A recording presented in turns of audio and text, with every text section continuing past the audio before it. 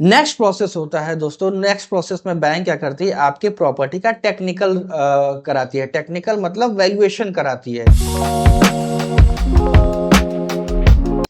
Valuation का मतलब ये होता है कि जो भी बैंक आपको लोन दे रही है, उसके एवज में जो आप प्रॉपर्टी दे रहे हैं, वो प्रॉपर्टी उस लोन के बराबर की वैल्यू रखती है क्या नहीं, या उससे ज्यादा की वैल्यू रखती है कि नहीं। कल को डिफॉल्ट हो गया तो ये प्रॉपर्टी सेल करके हमको उतना पैसा मिलेगा कि नहीं मिलेगा। बैंक क्या होता है, निगेटिव से पॉजिटिव की ओर बढ़ती है।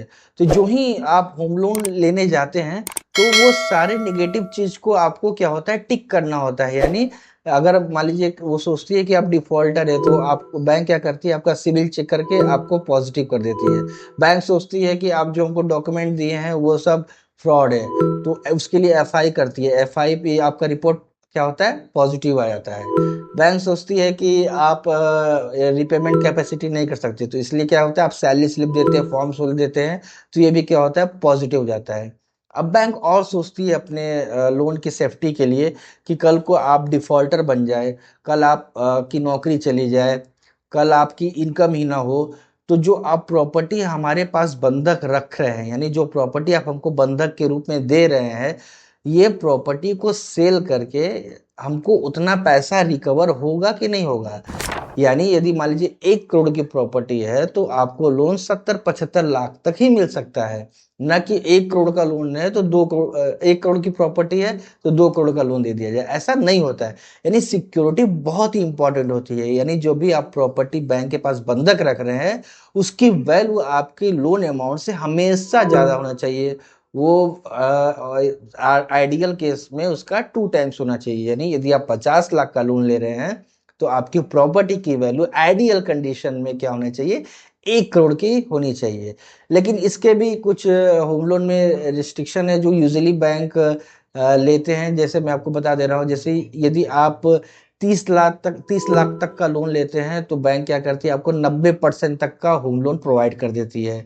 यदि आप 30 लाख से ऊपर जाते हैं, यानी लोन आपका मान लीजिए 30 लाख से ऊपर जाता है, अप टू 75 लाख या 70 लाख तक जाता है, तो जो लोन अमाउंट होता है वो आपका 80% तक रिस्ट्रिक्ट हो जाता है। तीसरा क्या होता है, जो ही लोन अमाउंट आपका 75 से अबव जाता है, तो जो आपकी लोन टू वैल्यू यानी एलटीवी होती है, वो 75 ही हो जाती है। कहने का मतलब ये है कि जैसे आपने 1 करोड़ की प्रॉपर्टी है, आपने लोन मांगा 75 लाख, तो 1 करोड़ का 75% कितना हुआ, 75 लाख। यही क्या कहलाता है, एलटीवी। एलटीवी यानी लोन टू वैल्यू। यानी जो प्रॉपर्टी, जिस प्रॉपर्टी पे आप लोन ले रहे हैं, उस प्रॉपर्टी की वैल्यू क्या है, उसके एवज में कितना लोन दिया जा रहा है, वही उसी को क्या बोलते हैं, एलटीवी बोलते हैं। तो एलटीवी यही होता है, 90%, 80%, 75% तक। यूजली हर बैंक यही देती है, कुछ कुछ बैंक वेरी कर सकती है, लेकिन जो आइडियल रूप से यही होता है। 30% एल टी सॉरी, जो आपका 90% एल जाता है, 80% एल जाता है, और 75% तक एल जाता है। इसके अलावा टेक्निकल में और बहुत सारी चीजें देखी जाती हैं, जैसे प्रॉपर्टी जो आप मॉर्गेज कर रहे हो वो एक्सेसिबल हो। एक्सेसिबल मतलब अप्रोच रोड जो है, यानी जो मान लीजिए हाईवे का रोड है या जो भी मेन रोड है, उससे जो अप्रोच रोड जा रहा है आपके प्रॉपर्टी से होके जाना चाहिए। यानी कल को आप डिफॉल्ट करते हैं, तो जो प्रॉपर्टी सेल होगा, अगर वहां पे रास्ता ही नहीं होगा तो कोई खरीदार ही नहीं मिलेगा। इसलिए वो प्रॉपर्टी आपका एक्सेसिबल हो। दूसरा क्या हो कि आपके वहाँ पे प्रॉपर सीवेज हो, इलेक्ट्रिसिटी हो, गैस पाइपलाइन हो, ये सारे जो बेसिक फैसिलिटी है, जो यूटिलिटी है वहाँ पे प्रॉपर उपलब्ध हो। जो यूटिलिटी वो प्रॉपर वहाँ पे उपलब्ध हो। अब इससे क्या होता है, इन सारी चीजें होने से जो प्रॉपर्टी की जो मार्केटेबिलिटी वो बहुत ज्यादा हो जाती है। प्रॉपर्टी किसी डोमिनेटेड एरिया में ना हो। डोमिनेटेड एरिया का कहने का मतलब ये है कि किसी एक कम्युनिटी का अगर एक प्रॉपर्टी है, तो वहाँ पे जो खरीदार खरीदार होंगे, वो उसी कम्युनिटी के ही होंगे, चाहे वो किसी भी कम्युनिटी के लोग हो। लेकिन अगर उस जगह आप फंडिंग करते हैं, तो जो वहाँ पे जब उस प्रॉपर्टी को ऑक्शन करेंगे, तो वहाँ पे जो जिस कम्युनिटी के लोग रहते हैं, वही प्रॉपर्टी उसको क्या करेंगे, परचेज करेंगे। इससे क्या होता है, प्रॉपर्टी की जो मार्केटेबिलिटी होती है वो डिक्रीज करती है। लेकिन ये बैंक अपनी सेफ्टी के लिए करती है, लेकिन ऐसा कोई रूल नहीं है, आप कहीं भी लोन कर सकते हैं। ये एक मतलब एक्स फैक्टर है जिसको लोग कंसिडर करते हैं, लेकिन ये बहुत ज़्यादा जरूरी नहीं है।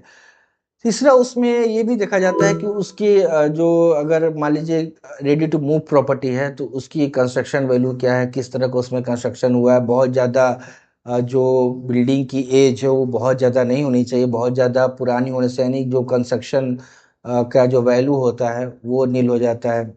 चौहद्दी यानी जो प्रॉपर्टी की बाउंड्री हो वो प्रॉपर वहाँ पे हो, यानी एज पर सेल डीड में जो बाउंड्री मेंशन है, यानी पूरब में क्या है, पश्चिम में क्या है, दक्षिण में क्या है। इस तरह क्या है कि प्रॉपर्टी को आइडेंटिफाई करने में बहुत ही आसानी हो जाती है। अगर मान लीजिए बहुत बड़ा जमीन का चंक है और उसमें कोई मान लीजिए 1,000 स्क्वायर फीट की कोई प्रॉपर्टी खरीद लिया है, तो उस प्रॉपर्टी को आप कैसे पहचान लेंगे, नहीं पहचान पाएंगे। इसलिए क्या होता है, उसको पहचानने का तरीका ये होता है कि जो आप रजिस्ट्री कराते हैं, रजिस्ट्री में क्या होता है कि उसकी बाउंड्री मेंशन होती है। बाउंड्री मतलब जो आप प्रॉपर्टी ले रहे हैं इसके पूरब में क्या है, इसके पश्चिम में क्या है, इसके उत्तर में क्या है, इसके दक्षिण में क्या है। ध्यान रखिए, तीन साइड में कुछ भी हो लेकिन किसी एक साइड में आपका रोड होना चाहिए। रोड होना यानी प्रॉपर्टी एक्सेसिबल है। यदि रोड नहीं हुआ तो प्रॉपर्टी एक्सेसिबल नहीं होगा, यानी एक्सेसिबल नहीं होगा तो प्रॉपर्टी की मार्केटेबिलिटी नहीं होगी।